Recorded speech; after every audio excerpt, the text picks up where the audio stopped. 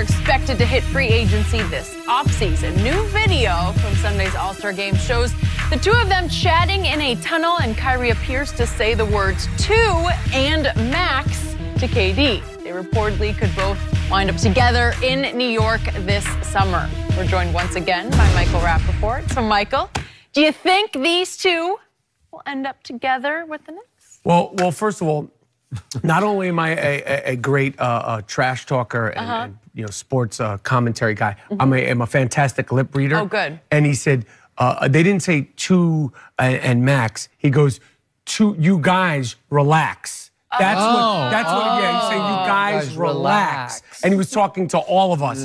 Now listen, what I love, do I think, do I imagine, do I lay my head on the pillow dreaming that Kyrie Irving and Kevin Durant would come to the Knicks with max deals and sign for 3 years and get us that parade down Fifth Avenue? Yes, I would love that. That would be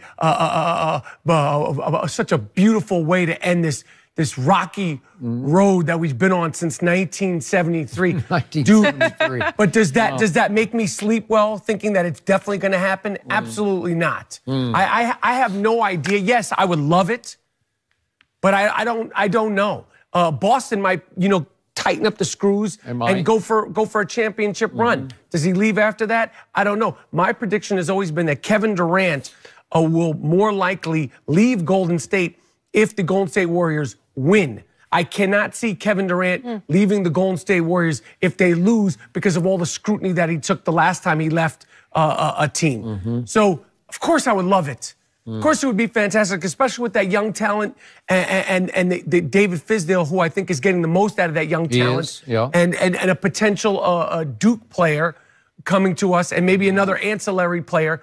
I would love it, Skip. But I can't say I rest my head on the pillow going, "Oh, it's going to happen. This is going to be great." I toss and turn.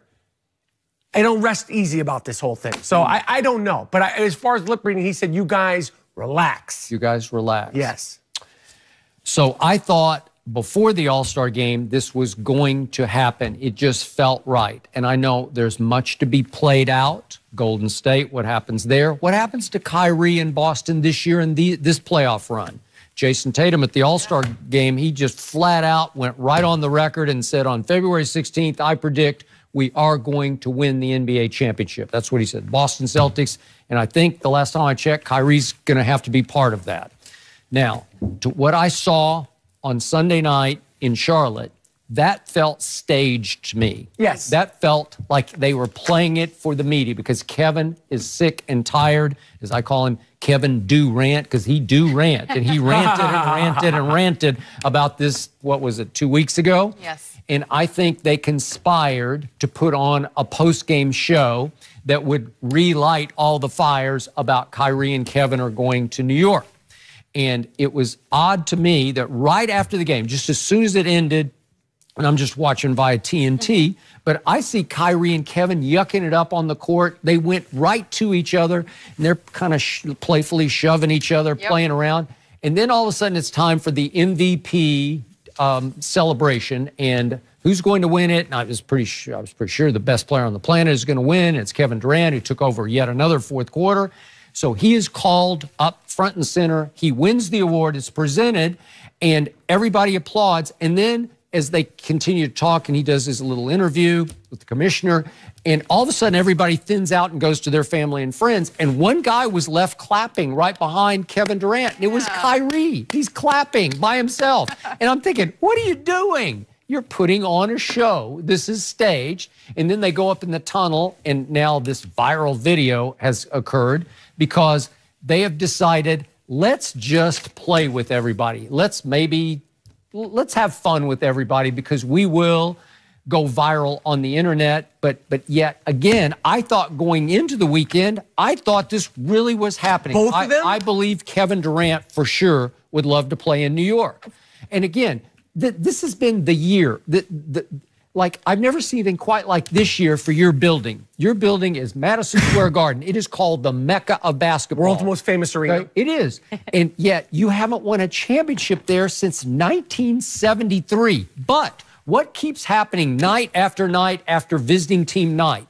whoever, it's Dirk's last game at Madison Square Garden. It's James Harden. It's Steph Curry. Every visitor who goes into that building wants to put on the show of shows. So that's all you've had since 1973 is that the world wants to own your arena, right? But that's still pretty cool. And I think Kevin Durant is saying to himself, I would like to put on a show of shows every night for 41 games a year, 41 regular season games a year in that building.